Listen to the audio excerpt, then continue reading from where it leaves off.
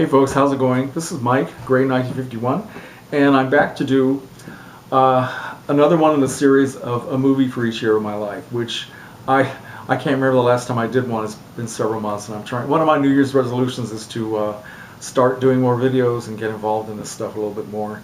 So anyway, this series, I've been inspired lately by my friend Dr. Hasline, Kevin from Australia. Hi Kevin, hope you're watching.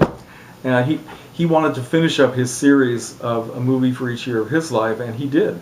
And he did them all very quickly until he finished up to the year 2013. So good job for Kevin. And Kevin, I haven't yet watched all of your videos, but I am trying to catch up. Trying to catch up on a lot of stuff. And of course the big difference between Kevin and me is the fact that my life is much longer.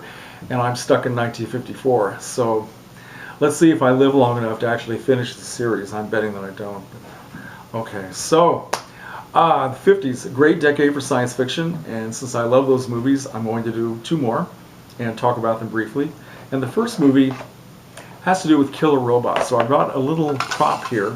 This is one of my toy robots that I got from Alpha Video several years ago. Three of them. And he walks and he moves along, and he waves his arms and all that cool stuff. And how's that for a face? Scary?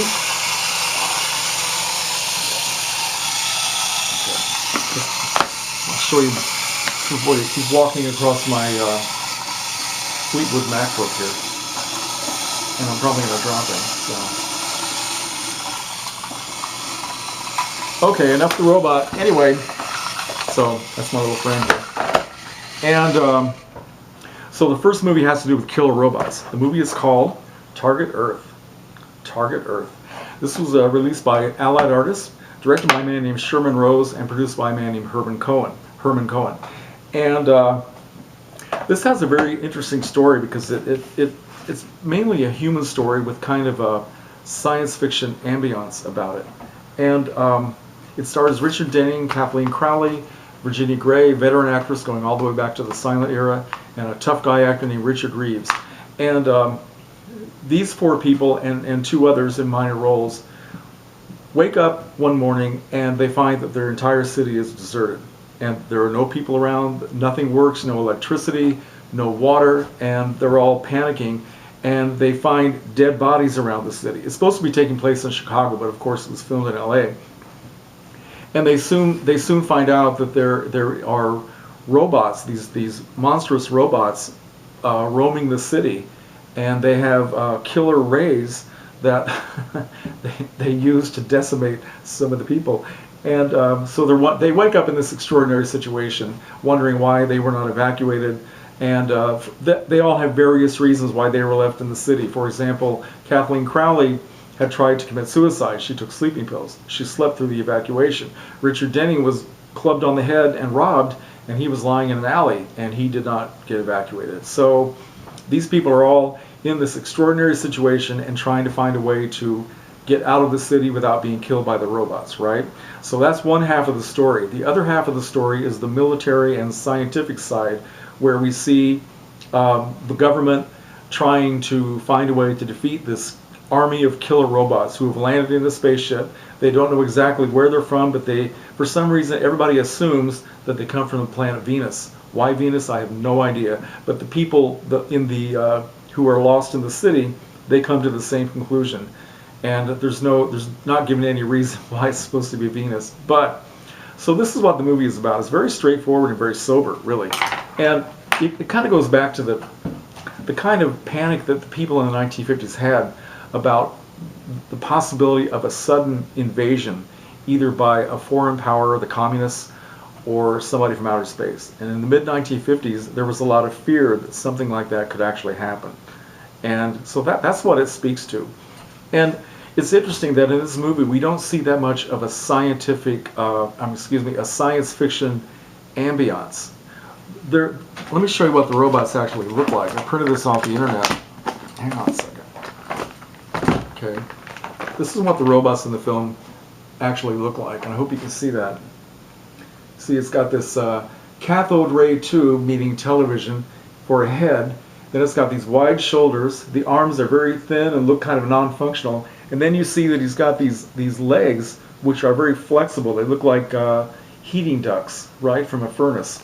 And the thing is, in this movie, they had such a low budget that they only made one robot. So they tried to make you believe, from what people were saying and what they were panicking about, that there was an invasion of killer robots, right? But there was actually only one. They only built one because that's all they could afford. So, but the robots are very cool. They move like they're about 95 years old, and there's a scene where a robot is trying to climb up a flight of stairs to decimate everyone, and of course he's just clunking along, kind of like this guy here. This guy here actually moves faster than the robots in the film. So you have to suspend belief, but I love this film. I've always loved it, and it basically just shows a lot of people very seriously trying to cope with an outrageous situation. And the music is very military-like. It's all kind of military drum cadences, and it's done very well. And Herman Cohen does a commentary on the disc, and he talks about how he wanted to do so much more with the robots, but they just didn't have the money. But this is a very well done and great fun movie, and the disc is very nice. And it says on the front that it's part of the Herman Cohen collection, which I don't have any other things in a Herman Cohen collection, but I would like to get these. So anyway, Target Earth. And by the way, Richard Denning, the star of the film, of course, also starred in The Creature from the Black Lagoon. And a lot of you may not know this, but he was married to Evelyn Ankers, the classic legendary screen queen from Universal Studios. They were married way back in the 1940s, and they stayed married until she passed away in, I think, 1985. So they had a long and very happy marriage. All right, so the next movie I'd like to talk about is a lot different than Target Earth. It may have been the same year, but it's very different. As the 50s went on, the people who were making these great science fiction movies were starting to kind of get away from the serious preaching about the dangers of nuclear proliferation and fears of what might be in outer space and all that. And they started thinking, what the hell? Let's show everybody the bug-eyed monsters. So the best example of that, one of the best examples of the 1950s is Them. Them, which of course is about giant killer ants, and they're some of the coolest monsters that were ever created. And you see a lot of, unlike Target Earth, you see a lot of the giant ants in this movie. And they're so much fun, very well done. I don't know how many they made, but they certainly made more than one, because you see a lot of scenes where you've got them all over the place. And sure, the film has a story, it has a plot, but really, who cares? It's all about a group of people living in the desert who start finding all kinds of weird things going on, and they find out that these weird things are being caused by giant ants, which have become, what's the word I'm looking for? Morphed into giants because of underground nuclear testing. Okay, so that is the message that was given in this film, that what are we doing to the environment? Again, one of the biggest fears of the 1950s, and going up into our own present day, what are we doing to the environment? But it stars James Whitmore, James Arness, of course, from The Thing from Another World, all cleaned up and turned into a good guy. And also has a young actress named Joan Weldon, and also Edmund Gwenn from Miracle on 34th Street, plays the old nerdy scientist who finally finds a way to defeat the ants. And defeat them they do, but not before you just have so much fun watching these giant ants crawling around the desert and zap. Not only are they crushing people in their tentacles, but they have acid that comes out of them, and it's just destructive and wonderful. Great fun. And let's see, this is a Snapcase. I know how much you all love Snapcases, but I don't care. Both of these discs are done, they're made very well. They have extra features, and they're lots of fun. And 1954 was a great year. I was 3. I don't remember a single thing about it, but I grew up watching films like this.